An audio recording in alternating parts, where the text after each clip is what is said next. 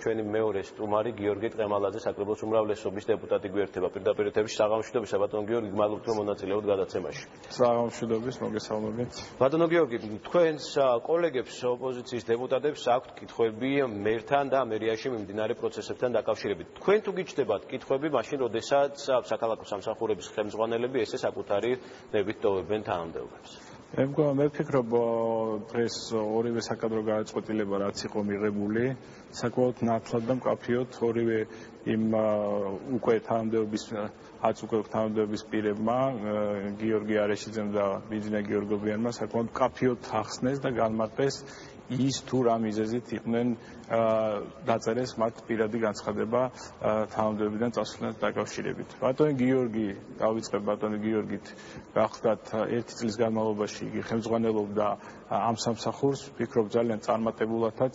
ეხლა ოპოზიცია მესმის მათი ისინი ყველა საკითხიდან ცდილობენ რაიმე აჟიოტაჟის ატეხვას, ყველა დადებითი კონტექსტი უნდათ რომ უარყოფით კონტექსტში გადაიტანოს, თითქოს არაფერი არ ხდება, არაფერი არ კეთდება. მინდა გითხრათ ორივე ეს პიროვნება იყვნენ საკმაოდ წარმატებული მენეჯერები, თუმცა გიორგის შემთხვევაში მან გადაწყვიტა რომ მან მისი საქმიანობა გააგრძელოს კერძო სექტორში და ასევე ბატონო ბიძიან მიიღო გადაწყვეტილება თავის პროექტებთან დაკავშირებით. აქ არაფერი განსაკუთრებული არ ხდება, ეს არის ბუნებრივი პროცესი. ძალიან გთხოვთ, ნუ შეიყვანს ოპოზიცია შეცდომაში და ნუ ცდილობს რაღაცა თითქოს რაღაცა ამ ყველაფრისგან აჟიოტაჟის ატეხას. ბუნებრივი პროცესია, საკადრო ცვლილებები არის, უშინაც იყო, ხვალაც იქნება ყოველთვის. მაგრამ საკადრო ცვლილებები საკმაოდ გახშირდა ბოლო პერიოდში. რამდენად ბუნებრივია ეს თქვენ? ეს ყველაფერი არაფერი, ნუ მე გეუბნებით, ეს ყველაფერი არის ბუნებრივი პროცესი, რა თქმა უნდა, ის სამსახურის უფროსები, რომელიც დღეს რომელთა თანამდებობებიც არის ვაკანტური, ეს გახდათ ისინი უკვე წელიწადზე მეტი დროის განმავლობაში იყვნენ ამ თანამდებობებზე, ისე რომ ეს ამ რაოდენობით საკადრო გადაწყვეტილებები, მე ვფიქრობ, არ არის რაღაც ისეთი საგანგაშო, მით უმეტეს როცა ადამიანები იღებენ თვითონ გადაწყვეტილებას რომ მათი საქმიანობა გააგრძელონ უკვე სხვა კუთხით, აქედან შესაბამისად მე ვფიქრობ რომ ყველაფერი და აუცილებლად მინდა აღვნიშნო და არ დავეთანხმო ქალბატონ სერბიას მის გამოსვლაში ვეთანხმები მხოლოდ იმაში რომ ნამდვილად ეს ამ თანამდებობის პირებმა დაწერეს განცხადება, სხვა ყველაფერი იყო რაღაცა ვფიქრობ დემაგოგია, თუნდაც ის რომ ქალაქის მერი ვერ აკონტროლებს სიტუაციას, ის არღებულობს გადაწყვეტილებებს და საკადრო გადაწყვეტილებებს, ეს რა თქმა უნდა არ შეესაბამება სიმართლეს და კიდევ ერთხელ ვიძახი, რაც შეეხება პროექტებს, ამასთან დაკავშირებით დღეს ძალიან მკაფიოდ იყო გადაცხადებული, რომ ის პრობლემები რაც შეიქმნა გარკვეულ ობიექტებთან დაკავშირებით, რომელიც უკავშირდება ტენდერში გამარჯვებულ კომპანიებს, მათ საკმაოდ მკაცრი სანქციები დაეკისრებათ. ამის გამო მერმა დღეს საგანგებოდ ბოდიშიც მოიხადა გარკვეული პროექტების გამო და უახლოეს პერიოდში იქნება განახლებული და ყველა ის პროექტი იქნება დამთავრებული. ბატონო გიორგი, მაინტერესებს თქვენი შეფასება, რამდენად სრულფასოვნად შეიძლება იმუშაოს დედაქალაქის მთავრობა მაშინ, როდესაც 6 წამყვანი თანამდებობა ვაკანტური არის?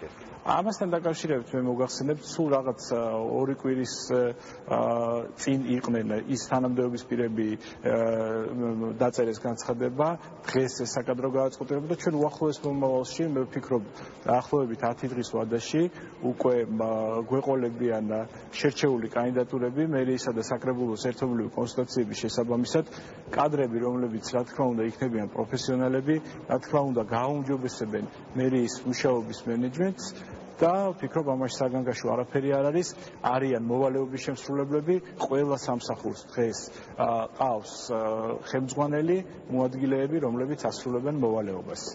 ბატონო გიორგი, ბიძინა გიორგობიანის გადაწყვეტილებაზე მინდა გკითხოთ, მედიაში ვრცელდებოდა ინფორმაცია, რომ იგი ამ თანამდებობას დატოვებდა, ისევე როგორც გიორგი არეშიძეზე.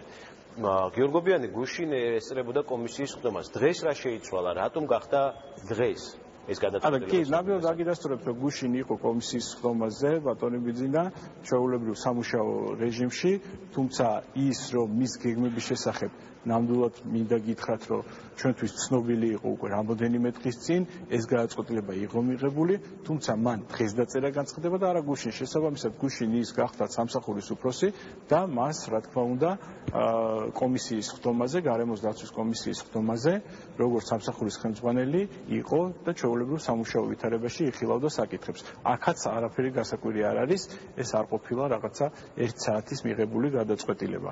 ამ შესახებ, რა თქმა უნდა, ჩვენ ინფორმაცია გვქონდა. დასუპასუხებ კითხვას ტენდერებთან დაკავშირებით, მაგალითად იგივე თბილისის ანძის განათებასთან დაკავშირებით პირდაპირ გაფორმებულ შესყიდვის. თბილისის ანძასთან დაკავშირებით გეტყვით, რომ იქ როგორც ჩვენ ვართ საქმის კურსში იყო ფასთა გამოკითხვა და ყველაზე დაბალი ფასის მქონე კომპანია იყო შერჩეული, ეს არის გერმანული კომპანია და აქედან გამომდინარე, ეხლა ოპოზიციის ყველაფრის ასე ვთქვათ უარყოფით კონტექსტში წარმართვას, მე ვფიქრობ ძალიან მნიშვნელოვანია, რომ ეს ბრალდებები და საკმაოდ მძიმე ბრალდებები, როცა ისმის მათი მხრიდან, იყოს მეტი კონკრეტიკა.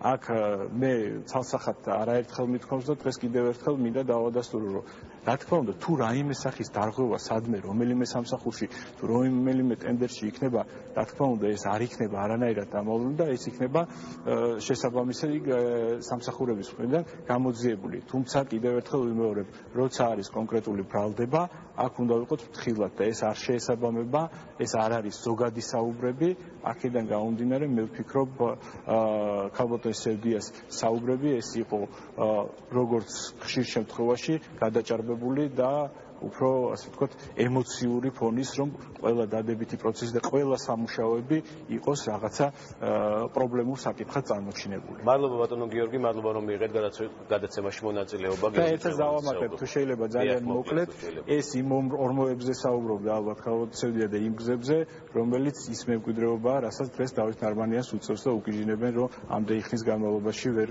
იქნა დასრულებული სამუშაოები. მადლობა გიორგი ტყემალაძე საუბრობდა